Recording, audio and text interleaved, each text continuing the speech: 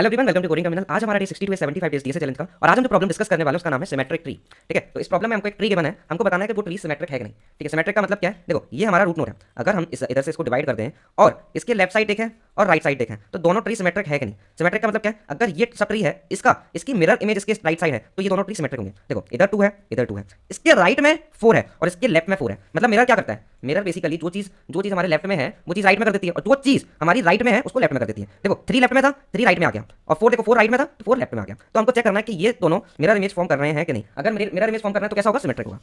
ठीक है, एक दो और एग्जांपल देखते हैं।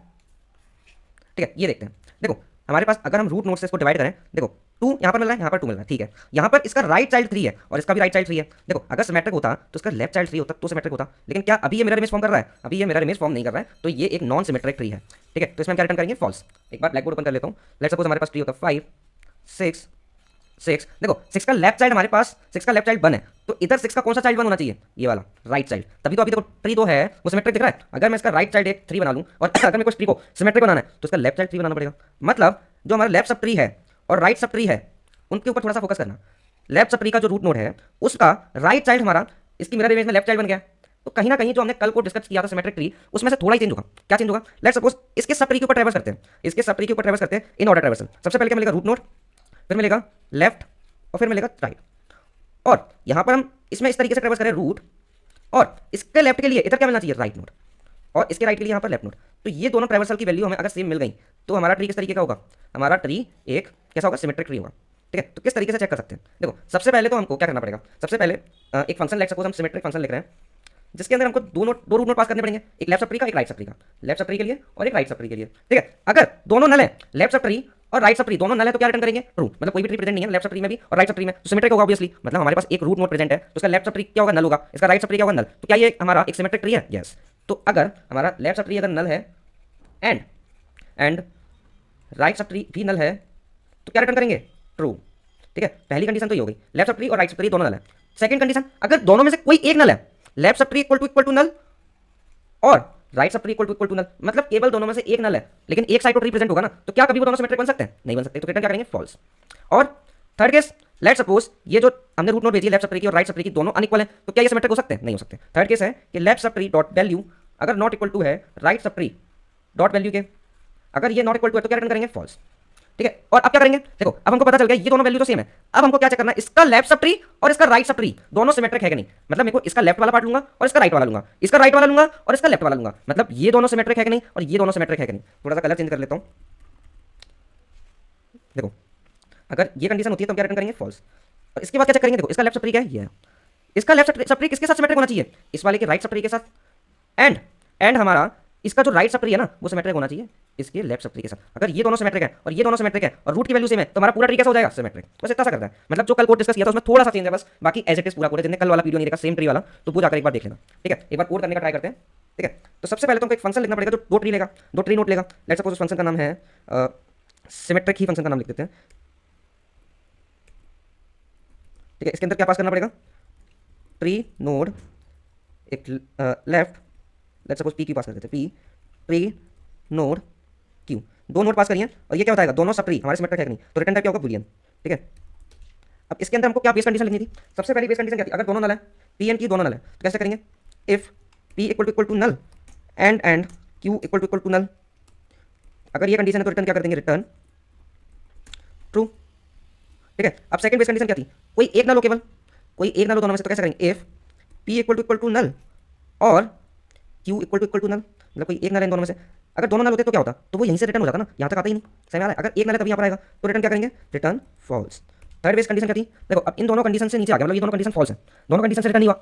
अब इसका मतलब क्या है? हमारा कोई भी नोड नल नहीं है, तो वैल्यू चेक कर लेंगे। If P dot val not equal to Q dot val, तो इस केस में भी हम रिटर्न कर देंगे फॉल्स। ठीक है, अगर वैल्यू सेम है तो हमको लेफ्ट सब ट्री चेक करना है, राइट सब ट्री चेक करना है। कैसे चेक करेंगे? Return symmetric. अब इसमें हम क्या पास करें? देखो, जो पी का लेफ्ट पास कर देंगे एंड क्यू का राइट पास करेंगे। समझ आ रहा है? क्यों कर रहे हैं? लेफ्ट को चेक कर रहे हैं राइट के। देखो, एक हमारे पास लेफ्ट सब ट्री है, एक राइट सब ट्री है। एक हमारे पास एक ये वाला है और एक ये वाला है। इसका राइट इसके लेफ्ट के साथ चेक करना है और इसका लेफ्ट इसके राइट के साथ चेक करना है। ये तो करना था। ठीक है, तो कैसे करेंगे?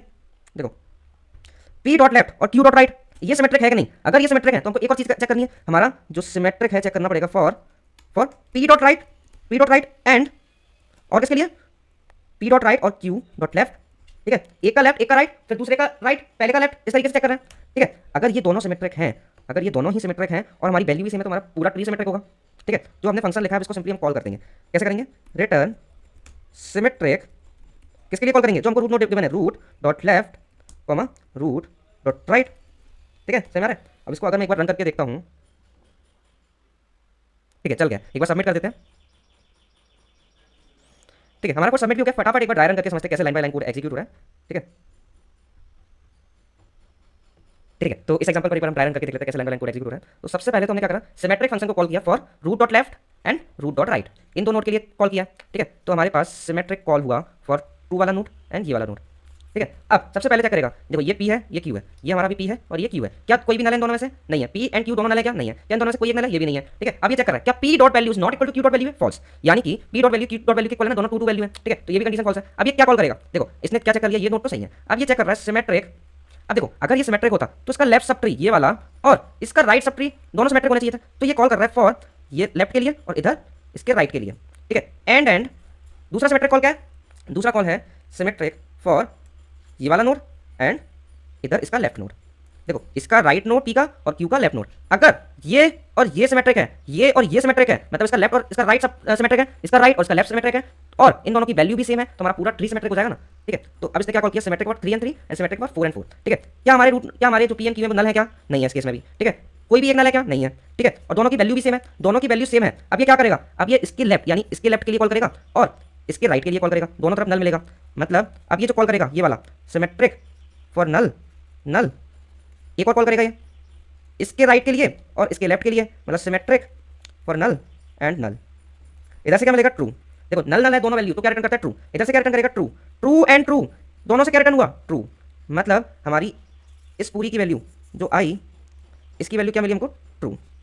सिमेट्रिक फॉर 3 एंड 3 से हमको क्या मिला, ट्रू। अब ये सिमेट्रिक फॉर 4 एंड 4 से चेक करते हैं, मतलब इस वाले नोड के लिए और इस वाले नोड के लिए, देखो क्या दोनों नोड नल है, नहीं है, क्या कोई एक नोड नल है, नहीं है, क्या वैल्यू सेम नहीं है, वैल्यू सेम है, तो ये कंडीशन फॉल्स हो जाएगी। अब ये क्या कॉल करेगा, इसके लेफ्ट के लिए और इसके राइट के लिए, मतलब दोनों साइड नल है, पहला कॉल क्या होगा, symmetric symmetric for null and null, ठीक है। दूसरा कॉल क्या होगा, इसके राइट के लिए और इसके लेफ्ट के लिए, यानी एंड सिमेट्रिक, दोनों भी नल है, नल एंड नल, ठीक है। नल एंड नल से क्या मिलता है, ट्रू, ट्रू, इधर से भी ट्रू मिलेगा, दोनों में ट्रू एंड ट्रू करूंगा तो क्या मिलेगा, ट्रू मिलेगा, दोनों का सॉल्यूशन, दोनों का आंसर क्या मिलेगा हमको, ट्रू। तो हमको सिमेट्रिक का 4 और 4 भी क्या मिला, ट्रू। अब देखो ट्रू एंड ट्रू, दोनों की वैल्यू ट्रू एंड ट्रू है, तो इन दोनों का आउटपुट क्या होगा, ट्रू होगा, मतलब इसका आउटपुट क्या मिलने वाला है हमको, ट्रू। तो ये क्या रिटर्न करेगा, एट दी एंड ट्रू, मतलब जो हमारा ट्री है वो कैसा है, सिमेट्रिक है, ठीक है। तो एट दी एंड हमको आंसर क्या मिल रहा है, ट्रू। तो आई होप आपको वीडियो अच्छे से क्लियर समझ में आ गया होगा, कैसे line by line code execute है ये भी समझ में आ गया होगा। तो फिर मिलते हैं अगले वीडियो में। Thank you so much for watching this video, thank you so much.